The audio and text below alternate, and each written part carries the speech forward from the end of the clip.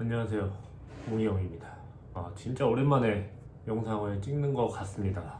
오늘 그 헬스장 먹튀 사건에 대해서 이제 기사가 나고 그 영상이 나와서 이렇게 급하게 영상을 한번 찍어 봅니다. 강남의 어떤 피트니스 센터에서 이제 회원권을 받고 먹튀를 했다, 이런 기사가 나와가지고. 전국에 매장 50곳이 넘던 대형 헬스장이 최근 갑자기 문을 닫았습니다. 제대로 된 폐업 공지도 없어 회원들은 이른바 먹튀 피해를 당했다고 호소하고 있는데요. 사람들이 이제 헬스장에 대한 안 좋은 인식을 갖게 되는 어떤 계기가 된 것 같은데, 일단 먹튀가 뭐냐, 이제 한마디로 이제 헬스장에서 이제 헬스 회원권을 받고 따로 통보, 이제 환불 없이 그냥 소리 소문 없이 그냥 사라지는 현상, 이런 거 이제 소위 얘기해서 이제 먹튀라고 하는데, 그러니까 이제 센터 회원님들이 등록했으니까 이제 운동을 하러 갔는데 센터가 없어져 있는 이런 황당한 그런 현상을 얘기를 합니다. 이게 제가 처음 일했던 15년 전에도 좀 있었던 그런 현상이었는데 요즘에도 다시 이슈화 되는 것 같네요.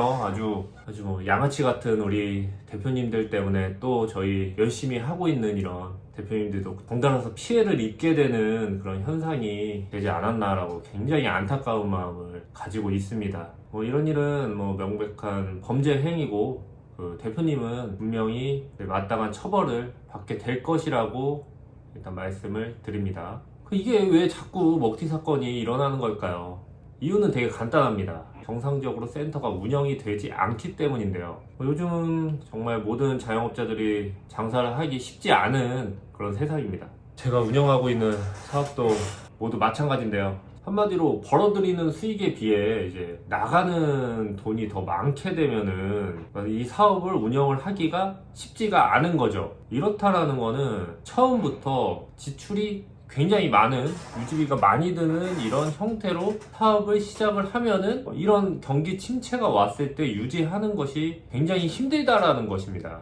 얼마 전에 이제 있었던 코로나 이슈 때문에 저희 헬스장 같은 경우에는 정부에서 체육시설업은 운영을 하지 마라, 운영 금지를 내렸을 때도 다른 자영업자들도 마찬가지겠지만 굉장히 힘이 들었죠. 근데 그 와중에도 대형 헬스장, 큰 헬스장 같은 경우에는 이제 또 유지비가 많잖아요. 그런 경우엔 더 유지하기가 힘들다라는 거죠. 상대적으로 이제 유지비가 적은 헬스장 같은 경우에는 타격이 그나마 좀 적지만, 유지비가 높은 대형 헬스장, 한마디로 월세 한 150에 관리비, 전기비 해서 2, 300 정도 지출이 나가는 헬스장보다 이제 평수가 크면 클수록 월세가 좀 기하급수적으로 뜨니까 한 달에 유지비가 2천, 3천 드는 데는 당연히 운영하기가 쉽지가 않은 거죠.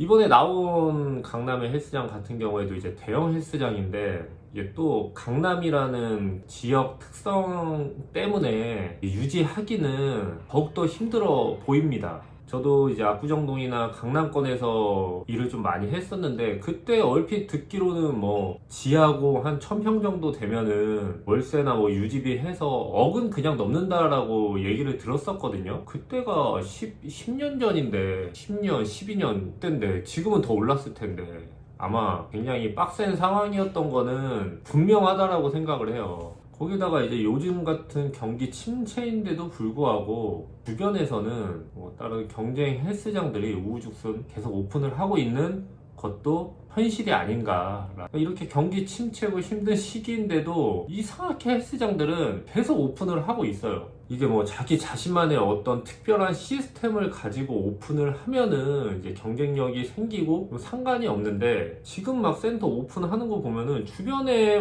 센터는 널리고 널렸는데 나는 내가 더 열정적으로 할 수 있어. 내가 전단지랑 온라인 쪽으로 마케팅 나 때려가지고 내가 더 회원 더 유치할 수 있어, 약간 이런 느낌으로 오픈을 하고 있다라는 생각이 굉장히 듭니다. 저도 헬스 지금까지 한 15년 동안 하고 있는데 15년 전이나 지금이나 지금 운영하고 있는 시스템은 똑같아요. 그렇게 크게 특별한 어떤 플랫폼을 보지는 못했습니다. 이렇게 이제 운동을 하고 있는 사람은 한정돼 있는데 그 회원님들이 운동을 할 수 있는 공간은 계속 늘어나니까 대형 헬스장 같은 경우에는 더 운영을 하기가 힘든 상황이 오는 건 어쩔 수 없는 것 같습니다. 제가 10년 전에 이제 팀보노짐이라고 해서 그때는 보노 그룹 PTM 마샤라츠였어요. 이제 그룹 PT 컨셉으로 센터를 오픈을 했는데 그때 당시에 그 메탄동 상권에 센터가 한 2군데 정도밖에 없었던 걸로 기억을 해요. 근데 현재는 한 20곳 가까운 곳이 이제 센터가 운영을 하고 있습니다. 뭐 그 주위에 아파트나 뭐 어떤 사람들 그 인프라가 더 늘어난 건 아닌데 센터는 그만큼 늘어났다라는 거죠. 뭐 저희 센터 같은 경우에도 뭐 경쟁 업체들이 좀 많아지다 보니까 이제 수익에 대한 그 퍼센테이지가 상대적으로 낮아진 거는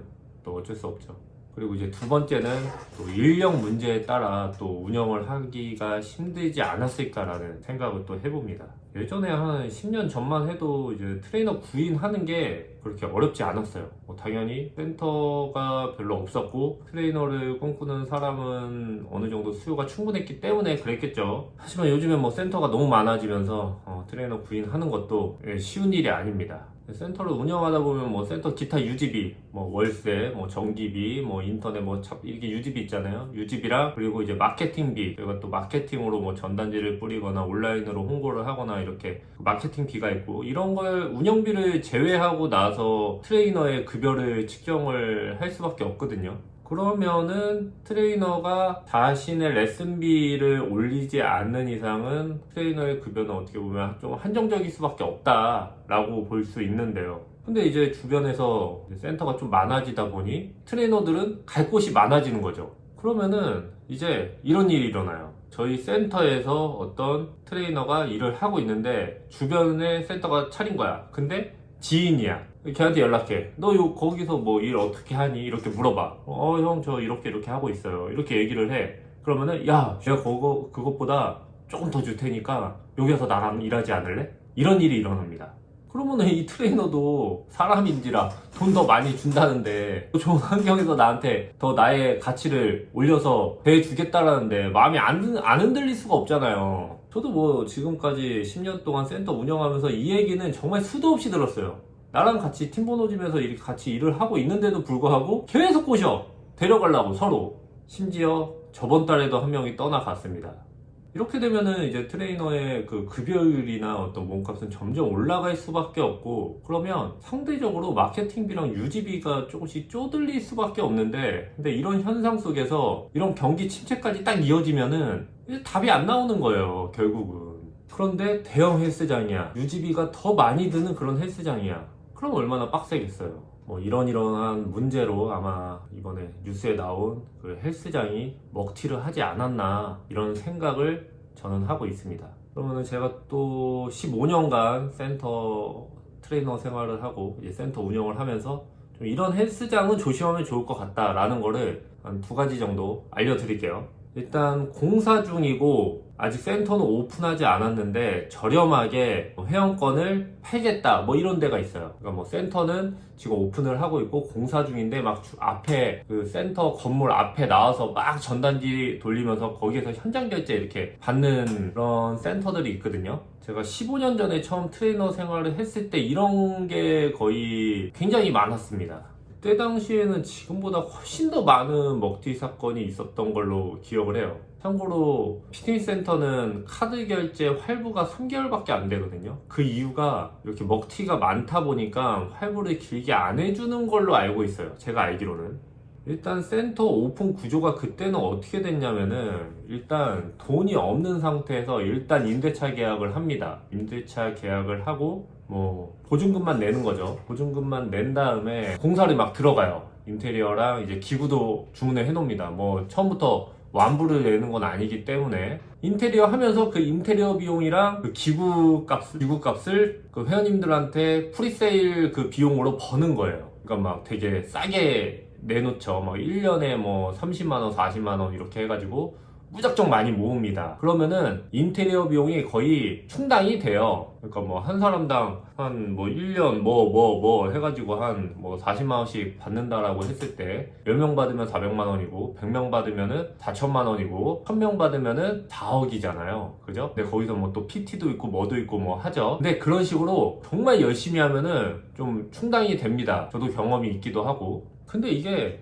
잘했으면이에요. 잘했으면. 옛날에는 오히려 조금 쉬웠죠. 왜냐면 주변에 센터가 없었으니까. 근데 까딱해서 오픈 비용을 못 벌어들였다. 그러면은 공사 비용이 없잖아. 기구도 못 주잖아. 먹튀 하는 거예요. 기구 취소하고 인테리어 거기서 멈추고. 왜냐면 줄 돈이 없으니까. 그리고 인테리어 업자들은 틈틈이 중간 그 돈을 줘야 돼요. 중도금을 이렇게 줘야 돼요. 근데 중도금을 안 주죠? 그럼 일 안 해요. 돈 못 받을 수도 있다라는 생각 때문에 공사 마무리 절대 안 해줍니다. 근데 그 프리세일 한 돈으로 바로 메꿔줘야 되는데 그게 안 되면은 어쩔 수 없는 거예요. 방법은 나눌 수밖에 없는 겁니다. 왜냐? 지금까지 벌은 그 프리세일 비용은 이미 인테리어 업자한테 줬잖아. 돈도 없고 공사도 진행 안 되고 답이 없는 상황이 되는 거예요. 이런 현상들 때문에 초반에 뭐 프리세일을 하는 곳이 뭐 자금이 넉넉해서 진행을 하는 곳이면 물론 상관이 없는데 그걸 어떻게 물어봐요? 그걸 우리들이 알 리가 없잖아요. 물어봤어. 근데 저희는 자금이 넉넉해요. 통장을 까지 않는 이상 통장을 까라고 하면 되겠다. 프리세일 할 때 자기가 그 비용이 있다라는 그 통장을 이렇게 까가지고 그 날짜랑 이거 잘 해가지고 이렇게 하면은 조금 믿을만 하겠다. 그렇게 하면은 상관은 없을 것 같습니다.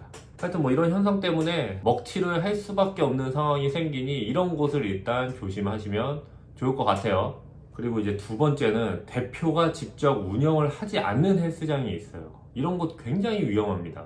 저도 10년간 센터를 운영을 하면서 이 모든 자영업자들이 좀 꿈꾸는 오토로 돌아가는 헬스장을 만들기 위해 굉장히 많은 시도를 했어요. 하지만 어떤 이런 시스템 구축을 하지 않는 상태에서 오토로 센터를 운영을 한다는 거는 불가능합니다. 대표가 없이 운영이 된다? 저도 해봤지만 운영이 안 돼요. 절대.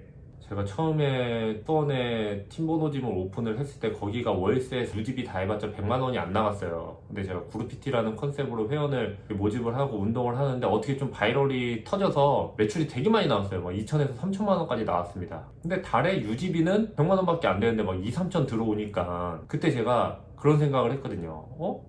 트레이너 한 명 뽑아서 대신 수업 시키면 그리고 얘한테 한 300만 원 줘도 막 2천씩 수익 꽂히니까 개이득이네? 이러면서 제가 트레이너 2명 쓰고 이렇게 운영을 하다가 둘이서 운영을 하니까 어떻게든 되는 것 같은데? 내가 없어도 될 것 같은데? 라는 생각에 막 센터를 안 나오게 됩니다. 골프도 치러 가고 여행도 가고 하면서 센터는 그냥 알아서 돈을 벌어다 줄 거라는 착각을 했었어요. 근데 그러다 보니까 한 6개월 만에 매출이 500까지 떨어지더라고요. 이미 기본급하고 유지비를 합치면은 700이 넘는데 그렇게 해서 한번 망할 뻔 했었거든요, 저도. 근데 그렇게 되고 이제 다시 돌아와서 다시 정리하고 살리려고 하면은 처음에는 다 오픈을 하면은 오케이 내가 막 이렇게 해가지고 성공해가지고 다 죽여버릴 거야 이런 마음으로 열정이 있잖아요. 그 열정으로 막 사람들이 들어오는 건데 그게 다 빠진 상태에서 다시 센터를 살리려고 하면은 막막해요. 그러면은 어쩔 수 없이 먹튀할 수밖에 없는 거예요. 왜냐? 그때 다시 살리려고 하면 막막해. 센터는 이미 죽어 있어. 근데 회원들은 있잖아. 근데 그거 환불 비용 다 줘야 되는데 근데 난 돈이 없어. 그럼 어떻게 해요? 대출 받아서 메꾸던지 해야 되는데 몇 명이나 어떤 누가 그런 결정을 할 수가 있을까요? 웬만하면 나르는 거죠. 그러니까 작은 센터일수록 대표가 나와서 운영을 하지 않는 헬스장은 위험하다라고 보시면 됩니다. 제가 지금 현재 생각하는 센터 중에서는 이런 두 종류의 경우만 아니면은 그렇게 위험하진 않을 것 같으니 참고하시면 좋을 것 같고요. 아직 이 헬스업계는 마땅한 그 주인 인식 없이 운영이 되는 곳이 굉장히 많아요. 지금 이런 피트니스 시스템, 사람들의 건강을 위해 사람들이 이 운동 공간을 이용을 하는데 발생하는 니즈를 해결해서 더 좋은 시스템, 환경을 제공을 하겠다 이런 마음보다는 그냥 전단지 잘 뿌리고 홍보 잘 해가지고 회원을 한 명이라도 더 많이 끌어 모으는 이런 영업의 형식이 대부분인 것 같습니다. 이게 평균적으로 회원님들이 1년에 등록을 했을 때 1년을 채우시는 분이 거의 10%도 안 된다라고 하거든요. 그래서 저희가 1년권을 많이 등록을 받게 하는데 근데 이런 어떤 사람들의 심리를 이용한 이 소비 패턴으로 이렇게 센터를 운영을 한다라는 것 자체가 좋은 취지는 아닌 것 같아요. 사람들 어차피 한 달만 나오고 안 나올 거니까 1년씩 싸게 등록을 받는 게 좋다라는 이런 양아치 같은 이런 아주 안 좋은 방식으로 운영을 하고 있는 현 피트니스 시스템은 정말 잘못됐다고 보고 이러니까 또 이런 현상이 일어난다라고 생각을 합니다. 또 이런 피해를 막기 위해서는 올바른 피트니스 문화를 만들고 사람들이 정말 운동을 잘할 수 있는 환경을 만들기 위해서 힘쓰고 그 한 명 한 명이 1년권에 등록을 하고 떨어져 나가는 그 90%를 어떻게 잘 케어를 하는지에 대한 노력을 하면서 운영을 하는 이런 능력을 키우는 사람들이 점차 많아져야 된다라고 생각을 합니다. 그랬을 때 분명히 이번 같은 이런 안 좋은 일이 안 생길 거라고 또 확신을 하고 있습니다. 저도 이 헬스업을 15년간 진행을 하고 있는데요. 이번 사건에 대해서 굉장히 유감스럽고 아쉬움이 많이 남고 있고요. 두 번 다시는 이런 건이 없기를 바라면서 오늘 영상은 마무리하도록 하겠습니다. 오늘도 뜨끈뜨끈한 하루 보내시기 바랍니다.